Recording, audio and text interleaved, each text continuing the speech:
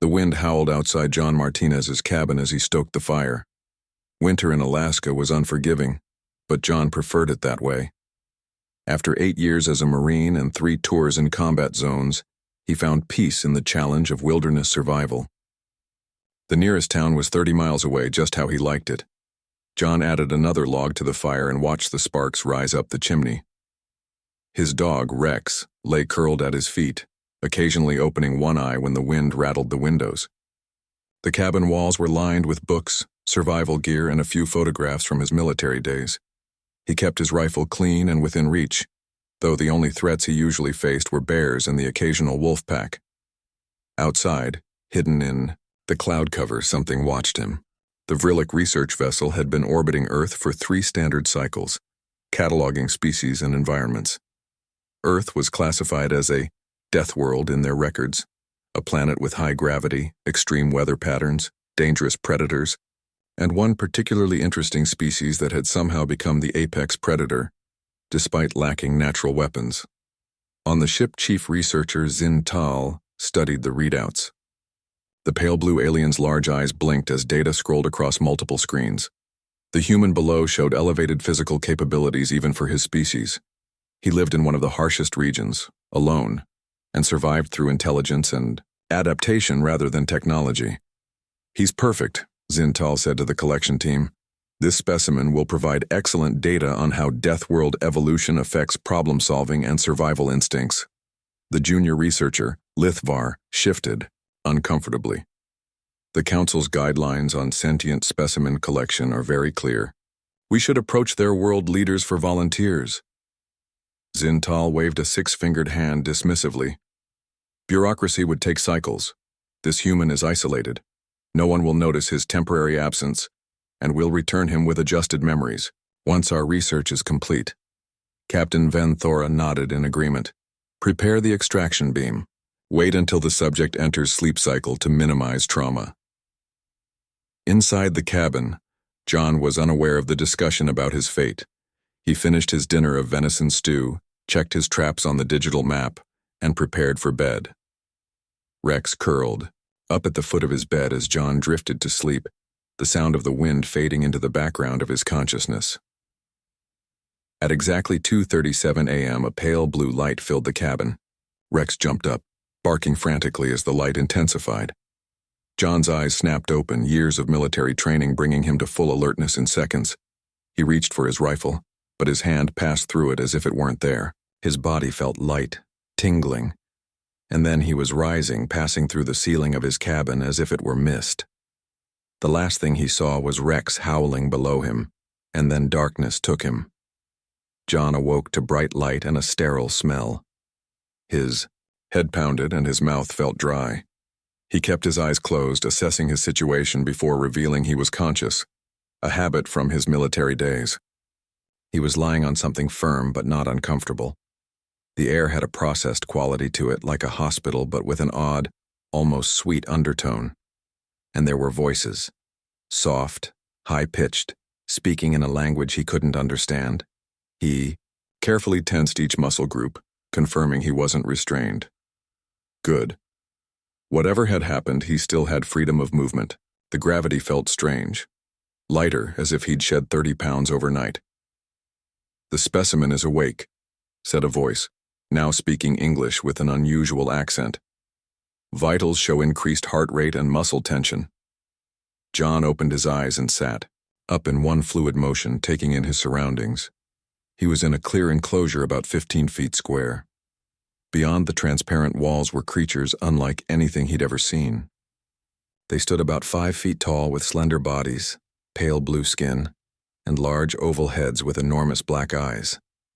They wore simple white garments that seemed to float around their frames. "Where am I?" John asked, his voice steady despite the shock coursing through him.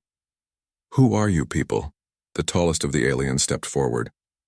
"I am Chief Researcher Zintal of the Vrillik Conclave science vessel Horizon Seeker. You have been brought here as part of our xenobiological research program." John stood up slowly, noting that he was still in his thermal sleeping clothes. "You kidnapped me. We have temporarily relocated you for study," Zintal corrected. Your species' ability to survive on a death world is of great scientific interest. A what? A death world. A planet with high gravity, extreme temperatures, toxic elements, and dangerous predators. Most sentient life evolves in more hospitable environments. John stepped toward the transparent barrier, and the aliens collectively moved back. Interesting. They were afraid of him. Send me back. Now. His voice was calm but firm. Zintal's large eyes blinked rapidly. That is not possible at this time. Our research protocols require a minimum observation period of 1 standard cycle, approximately 30 of your Earth days. John examined the enclosure. The walls were seamless, the transparent material unlike any glass or plastic he knew. The floor was slightly springy under his bare feet. There was a bed-like platform, a small area with alien fixtures that might be bathroom facilities and nothing else. What happens if I don't cooperate with your research? He asked. The aliens exchanged glances. One of them, smaller than the others, with a slight purple tint to its skin, spoke up. I am Lithvar, junior xenobiologist. Your cooperation would be appreciated but is not required for passive observation. We have no wish to cause distress.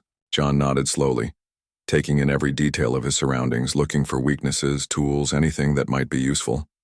His mind was already planning, assessing, calculating. The Marines had taught him that survival wasn't just about strength. It was about patience, observation, and seizing the right moment. I'd like some water and information about where exactly I am, he said finally. Zintal seemed pleased by the reasonable request. Of course, sustenance will be provided, and Lithvar will be assigned as your information liaison. A small opening appeared in one wall of the enclosure, and a container of water emerged. John took it, sniffed it cautiously, then took a small sip. It tasted strange, but not unpleasant. As the aliens turned to their control panels and began discussing amongst themselves, John sat back on the platform that served as a bed. His face revealed nothing, but his mind was racing. These beings had technology far beyond Earth's, but they moved awkwardly in what he assumed was higher gravity than they were used to. They were physically weak, cautious around him despite him being contained. They had made 3 critical mistakes. They had taken a Marine trained in escape and evasion. They had revealed they were afraid of him. And most importantly, they had told him he had 30 days. John settled back, sipping the water, watching and learning. The Vralik had no idea that their research subject was already studying them. They wanted to see how a human from a death world adapted. He would show them. 7 days passed on the Vralik research vessel.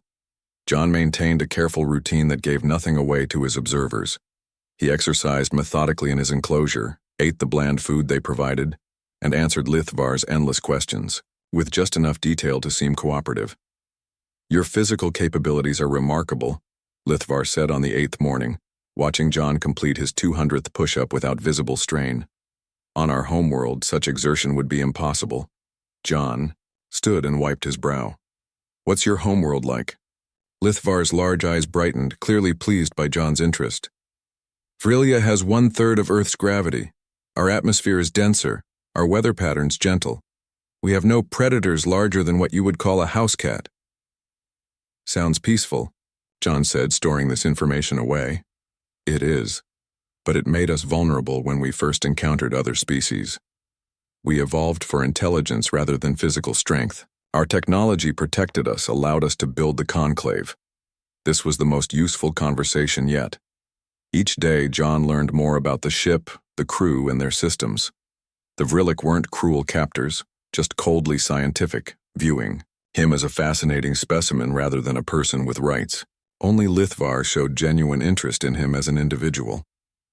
Later that day, as John ate his evening meal, he watched the shift change among his observers. Their patterns were predictable.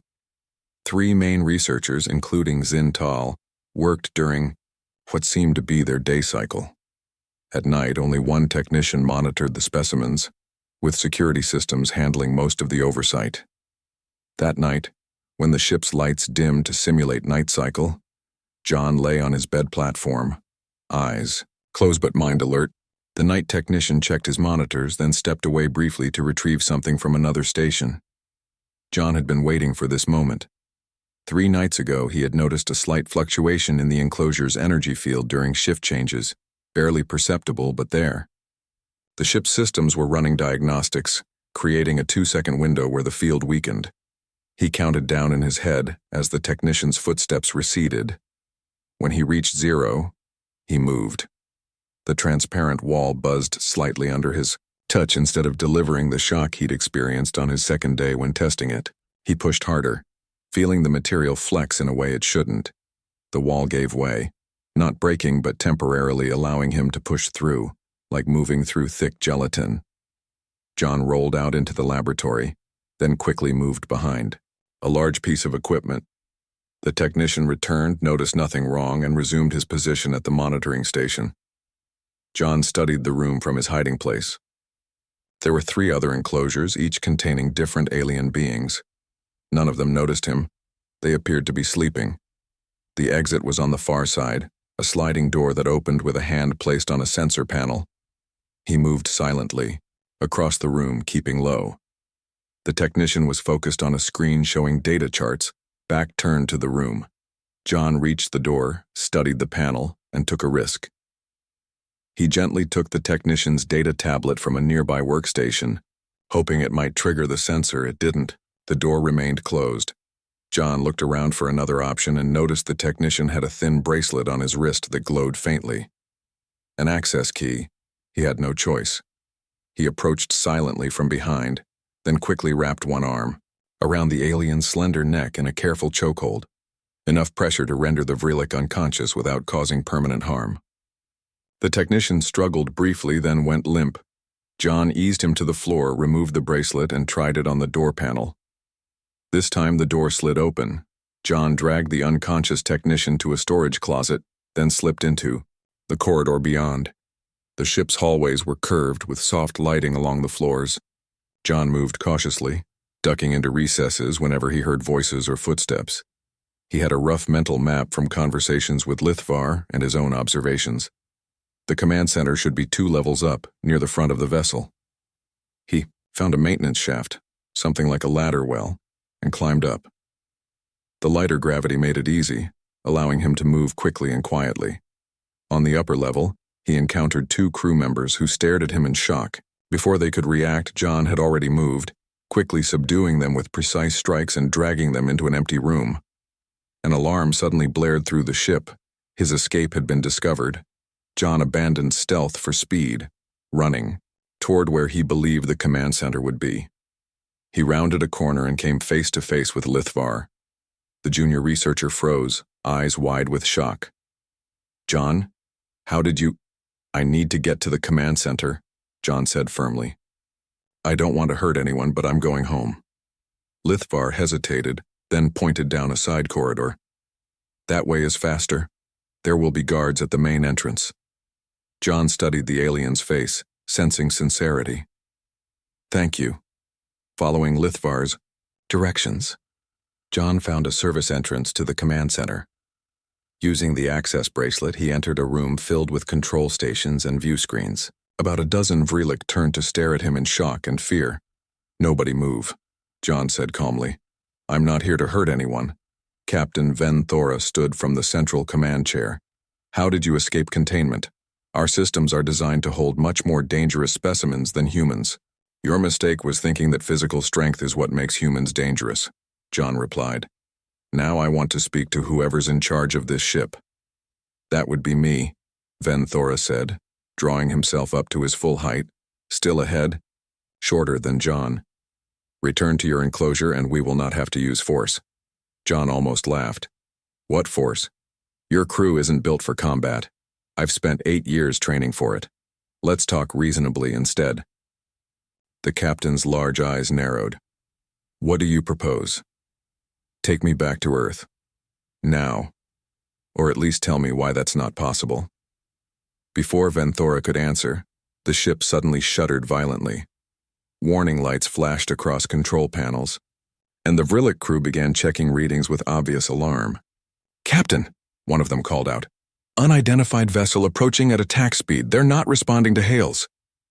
Venthora turned away from John, instantly focused on the new threat. On the main view screen, a dark, angular ship appeared, moving rapidly toward them. "Crawl raiders," the captain said, his voice tight with fear. "All security personnel to defense stations, prepare emergency protocols." John watched as the crew scrambled to respond, clearly panicked and unprepared. These weren't soldiers or fighters. They were scientists on a research vessel with minimal defenses. Another violent shudder ran through the ship. The lights flickered. "They've locked on with boarding cables," a crew member reported. "Hull breach imminent in sections 7 through 9. John made a decision. He stepped forward next to the captain. "You have weapons on this ship?" Venthora looked at him in surprise. "Basic security equipment only. Stun projectors, containment fields. Get them to your people. I'll help you defend this ship on one condition. After we deal with these raiders, we talk about getting me home." "Deal?" The captain stared at him for a long moment, then nodded. "Deal." John turned to face the crew. "I need a layout of this ship, all access points and whatever weapons you can provide. Move." The Vreelik looked to their captain, who nodded again. As they rushed to comply, John felt a strange calm settle over him. From captive to defender in a matter of minutes. But one thing was clear. If these raiders took the ship, his chances of ever seeing Earth again would vanish. And John Martinez wasn't about to let that happen. Alarms blared throughout the Vreelik research vessel as John studied the ship's layout on a holographic display.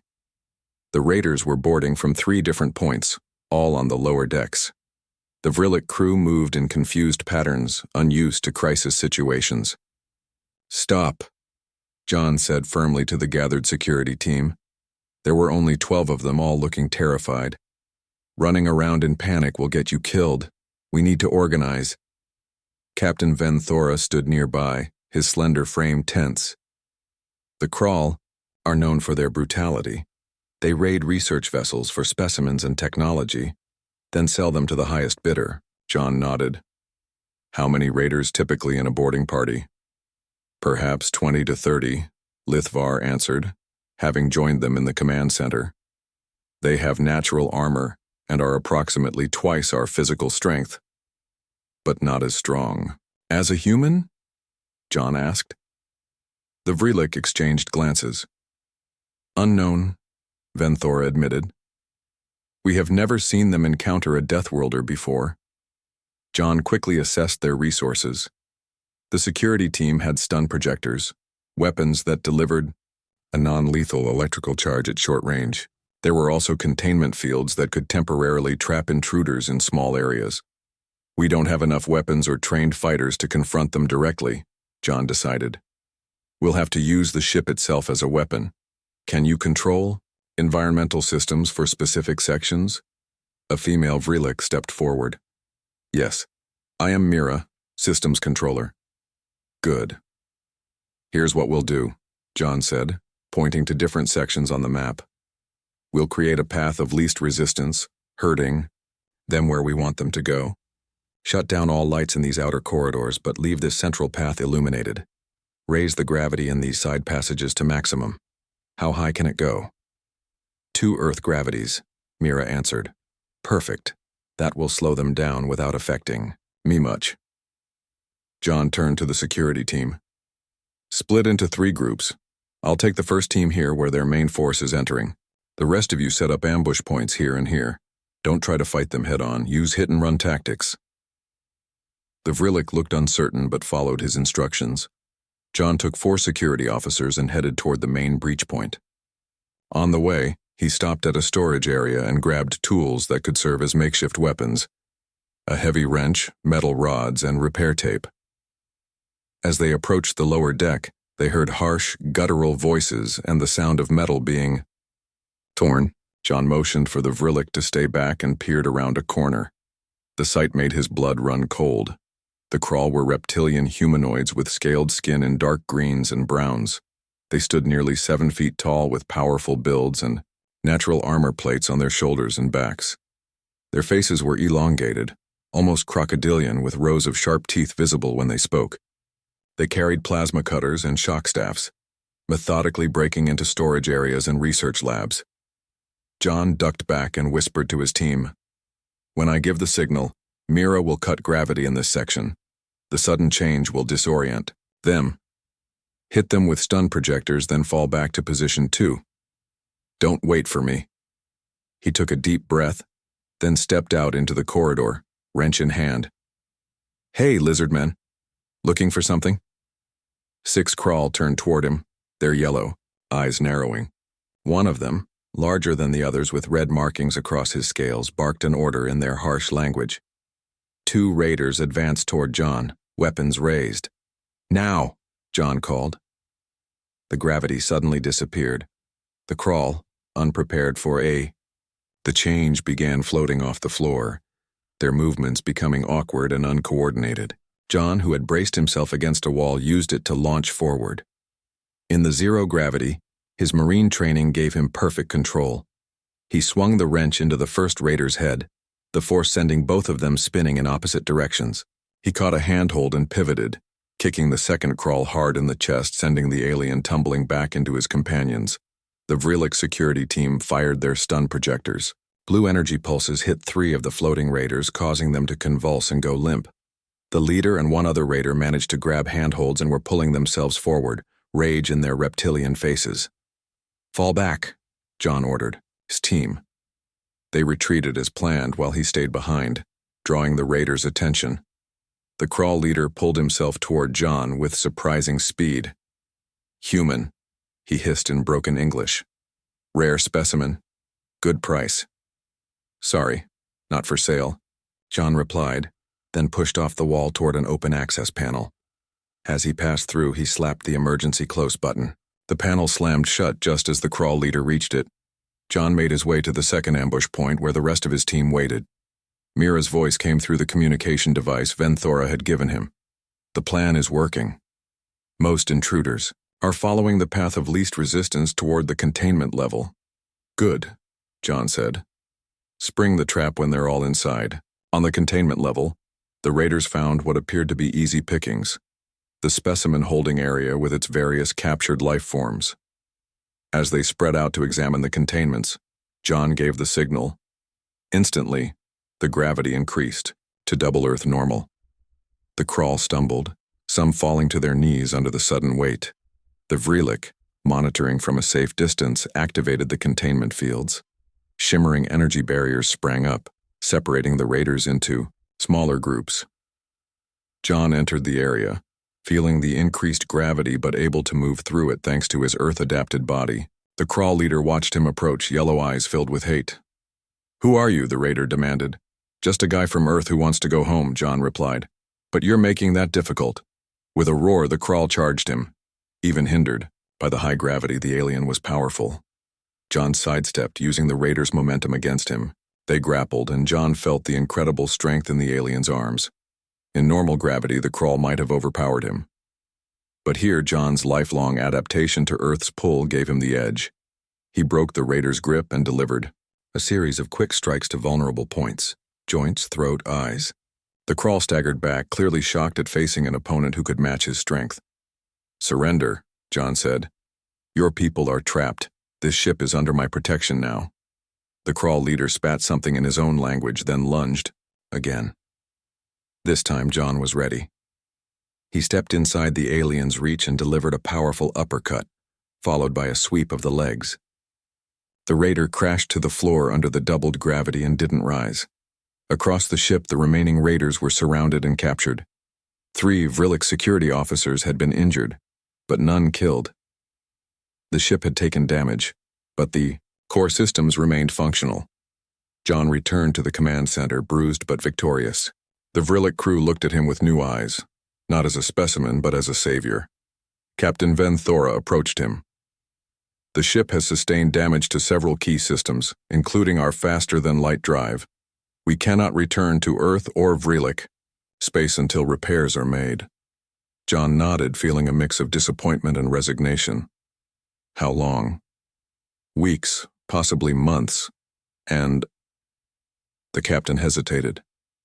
"I regret to inform you that I was injured during the attack. Our medical team believes my recovery will be extended. John looked around at the crew, seeing their uncertainty and fear. What does that mean for the chain of command? Lithvar stepped forward. By Vrilic protocol, Chief Researcher Zintal would assume command, but Zintal stood stiffly across the room. I am a scientist, not a leader in crisis. The crew has already made their preference clear. He gestured to John. They want the human who saved them. John stared at Zintal in disbelief. You want me to lead your ship? The guy you kidnapped for research? Mira stepped forward. You demonstrated tactical thinking and courage that none of us possess. Our species evolved in safety. We never developed the instincts needed for crisis management.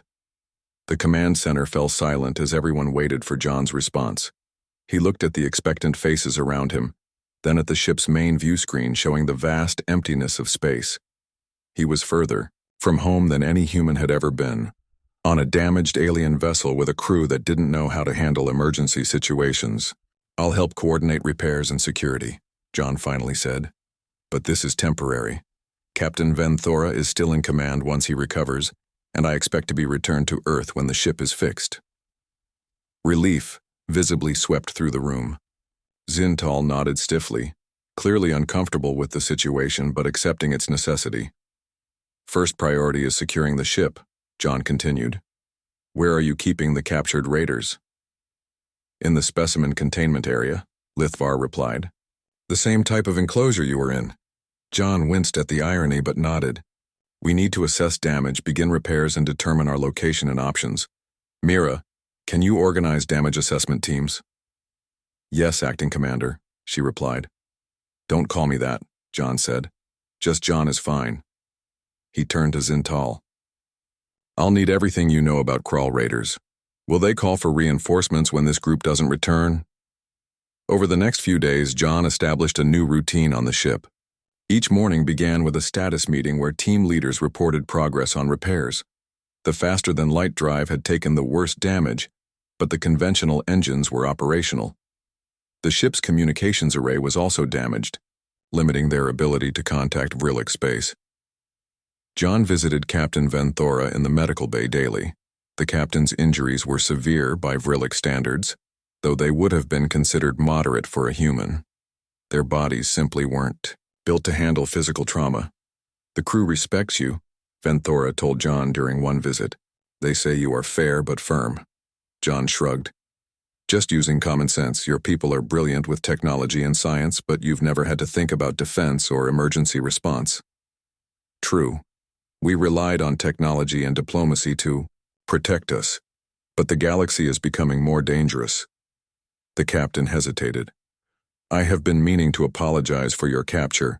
It was unethical regardless of scientific value. Thanks, John said, surprised by the admission. Let's focus on getting everyone home safely. In the privacy of his thoughts, John wrestled with his new reality. He missed Earth, the smell of pine trees, the weight of normal gravity, his dog, Rex.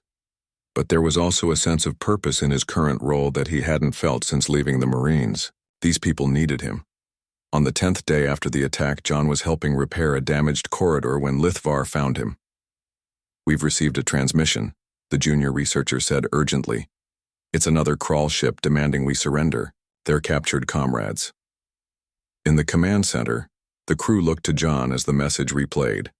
A crawl commander, larger and with more elaborate markings than the raiders they'd captured, spoke in the same harsh, accented English. Research, Fessel, you hold my hunting party. Return them or face destruction. You have 6 hours to comply. John studied the tactical display. What are our options? Our weapons are minimal, designed for clearing space debris, not combat, Mira explained. We could try to outrun them, but our engines are still operating at reduced capacity. And if we surrender the raiders? John asked. Zintal shook his head. They would likely still attack. Krall sees surrender as weakness and they want our research subjects and technology. John thought for a moment. What if we convince them that attacking us isn't worth the trouble? Mira, can you get me a secure channel to that ship? When the connection was established, John stood before the communication screen. The crawl commander appeared, yellow eyes narrowing at the sight of a human. "I'm Acting Commander John Martinez. I understand you want your hunting party back." The crawl hissed in surprise. "A human commands Vrilik now? Interesting. You are far from your world, Deathworlder." "I am," John agreed, "but not far from my patience. Your raiders attacked an unarmed research vessel. I captured them alive as a courtesy. Return them, and your deaths will be quick," the commander growled. John smiled coldly. "Before you make threats, let me share something. I defeated your entire hunting party almost single-handedly. Your best fighter couldn't stand against me in double gravity. If you attack this ship, I will personally ensure none of your crew survives the experience." The crawl stared at him silently. "But," John continued, "I'm willing to make a deal. I'll release your hunting party if you provide us with the parts we need to repair our faster-than-light drive." "Why would I agree to this?" the commander asked. "Because it's profitable for both of us.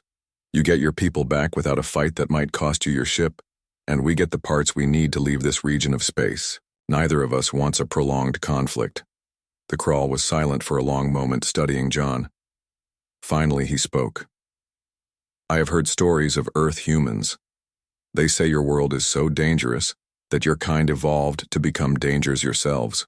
He bared his teeth in what might have been a smile. "I will consider your offer. 3 hours." The communication ended, and the command center erupted in excited chatter. "Do you think they'll agree?" Lithvar asked. "Maybe," John replied. "If not, we need a backup plan." They spent the next 3 hours preparing for either outcome, gathering the part specifications they needed, and also preparing defensive measures in case negotiations failed. John instructed the crew on emergency protocols and assigned everyone to safety zones. When the crawl commander communicated again, his response surprised everyone. "Human, we accept your terms. The parts will be delivered by drone. Release our hunting party when you verify the parts meet your requirements." After the exchange was complete, and the crawl ship departed with their recovered raiders, the Vrilik crew celebrated their first-ever successful negotiation with the feared raiders. Repairs began immediately, with estimates suggesting the faster-than-light drive would be operational within 2 weeks. That night, John stood alone in the observation dome, looking out at unfamiliar stars. Lithvar joined him quietly. "The crew has been talking," the junior researcher said. "There is concern about what happens when we return to Vrilik space." "What do you mean?" John asked. "Our mission records show we illegally captured you. By Conclave law, that is a serious offense. But those same records show you saved the ship and crew. The crew fears what will happen to you, and to them for following your orders instead of Vrilik protocol." John hadn't considered the legal implications of his impromptu leadership. "What are you suggesting?" Lithvar hesitated. "There are many in the Conclave who believe we need to adapt to survive in an increasingly hostile galaxy. Your knowledge and abilities would be valuable." "Are you asking me to stay?" John asked, surprised. "I am suggesting that returning to Earth might not be your only option. The Vrilik High Council would likely offer you an official position if you expressed interest." Lithvar looked up at him. "You have changed how we see humans, John. And perhaps how we see ourselves." John turned back to the stars, thoughts of Earth mixing with new possibilities he had never imagined. For the first time since his abduction, going home didn't seem like the only path forward. 2 weeks later, the Horizon Seeker entered Vrilik space. John stood on the command deck as the ship approached a massive space station orbiting a pale blue planet. Vrilia was beautiful from space, with swirling white clouds over vast oceans and small scattered continents. "Home," Mira said softly beside him. "I never thought I would miss it so much." John understood the feeling. Though he had adapted to life aboard the research vessel, thoughts of Earth still pulled at him. The crew had become something like family over the past month, but they weren't his people. Still, Lithvar's suggestion had planted a seed in his mind that refused to die. Captain Venthora, now recovered enough to resume light duties, approached John. "The High Council has requested your presence when we dock. They wish to thank you personally for saving their research vessel. And to decide what to do with me, John added. The captain inclined his head. There are protocols for first contact with new species. Our mission violated those protocols by taking you without authorization. John looked out at the approaching station. What are my options, really, if I want to go home? The council would arrange transport. It would take approximately 3 of your months to reach Earth, even with our fastest ships. 3 months was a long time, but not impossible. Yet John found himself hesitating. And if I stayed? That would be unprecedented, Venthora admitted. But these are unprecedented times. As the ship docked at the station, John changed into a new uniform the crew had created for him. It was similar to their own, but modified to accommodate his larger frame and designed in dark blue rather than the typical Vrillic white. The docking area was filled with Vrillic officials and security personnel. John noticed immediately that the security forces moved differently than the crew he had come to know, more purposeful, more alert. These Vrillic had clearly received some kind of combat training. A delegation of 5 Vrillic in elaborate robes stepped forward. Their skin was a deeper blue than the crew's, with intricate patterns John had not seen before. The High Council Welcome Committee, Zintal whispered to John. Our highest governing body. One of the robed figures stepped forward. I am Elder Crendall of the Vrillic High Council. Captain Venthora's reports of your actions have caused quite a stir in our government. John nodded respectfully. I did what anyone would do to protect lives. That is precisely what makes it remarkable, the elder replied. Such protective instinct is rare among our kind. He gestured toward a doorway. Please join us in the council chamber. There is much to discuss. The council chamber was a vast, circular room with a domed ceiling displaying a real-time view of space above the station. 7 Vrillic elders sat at an elevated table while John, Captain Venthora, and the senior crew members stood before them. Elder Crendall addressed the gathering. The events aboard the Horizon Seeker raise serious questions about our protocols and our future. First, we must acknowledge the illegal nature of John Martinez's capture. John watched as Zintal stepped forward, accepting responsibility for violating Conclave law. The chief researcher was officially reprimanded, but not severely punished, given the extraordinary circumstances that followed. Then the focus shifted to John. Human, Elder Crendall said. You have legal claim to reparations and immediate return to your homeworld. These will be granted without question if you desire them. But, John prompted, sensing there was more. But we would ask you to consider an alternative, another elder said. Our reports indicate the galaxy is changing. Species like the Crawl grow bolder, and peace through isolation may no longer be viable. Elder Crendall continued. We propose creating a new position within our defense ministry, strategic advisor on Deathworld adaptations. You would help train our security forces in the mindset and methods that have kept humanity alive on Earth.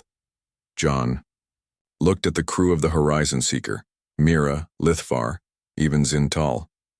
They had come to respect him, and he them. What about Earth? He asked. I'd need to return home eventually, at least to visit. Of course, Elder Crendall agreed. We would establish proper diplomatic channels with your world governments. Your position could serve as a first step toward bringing Earth into the Conclave as an equal member. John thought about his life on Earth. His cabin in Alaska had provided the solitude he needed after his military service. But it had also been lonely. Here he had purpose. And the idea of helping introduce humanity to a wider galactic community was compelling. I need time to think, he said finally. The council granted him 3 days to make his decision. During that time, John explored the station, observing Vrillic society up close. They were brilliant and cultured, with art and music that stirred emotions he couldn't name. But they were also vulnerable in ways they were only beginning to understand. On Elwyn. The 3rd day, John stood in the observation deck looking out at Vrillia below and the stars beyond. Lithvar joined him silently. If I stay, John said without preamble, it wouldn't just be about teaching combat techniques. Your people need to understand why humans think the way we do. The mindset that comes from living on a world that constantly tries to kill you. Is it really that bad? Lithvar asked. Earth? John smiled slightly. Beautiful and terrible, all at once. Storms that can flatten cities. Predators that have hunted us for millions of years. Even the microbes in our soil can be deadly. We didn't just survive it, we were shaped by it. And you believe we need some of that shaping? I think you need to understand it, John replied. The galaxy isn't safe. The crawl proved that. Your technology won't always save you. Lithvar nodded thoughtfully. And your decision? John took a deep breath. I'll accept the position with conditions. Regular communication with Earth. Eventually, a diplomatic mission to introduce our worlds properly. And no more kidnapping humans for research. I believe the Council will agree to those terms, Lithvar said, his large eyes blinking rapidly in what John had learned was a sign of happiness. The following day, John stood before the High Council again. The chamber was now filled with Vrillik from various government departments, all curious about the human who had saved their research vessel. John Martinez of Earth, Elder Krendall announced, Do you accept the position offered by this council? To serve as strategic advisor on Deathworld adaptations? John stepped forward. I do, with the conditions we discussed. Then it is settled. The Elder presented John with a small device bearing the Vrillik government seal. This grants you full citizenship rights within Vrillik space and official diplomatic status. After the ceremony, John found himself surrounded by Vrillik officials eager to begin working with him. Training programs needed to be developed, security protocols reviewed, defensive strategies created. The task ahead was enormous. That evening, John returned to the observation deck alone. He looked toward a distant star that he knew was the sun, too far away to be more than a pinpoint of light from this distance. I'll be back, he promised quietly. But for now, I'm needed here. As if in answer, a message notification appeared on his communication device. It was from Captain Ven Thora, confirming that the first diplomatic transmission to Earth would be sent tomorrow. The message would go to key Earth governments, explaining first contact and John's role in it. The future, Earth's and the Vrillik's, was about to change forever. John Martinez, once a captive specimen from a death world, was now helping to shape the destiny of an alien civilization. And somewhere in the vastness of space between his old home and his new one, he had found his true purpose.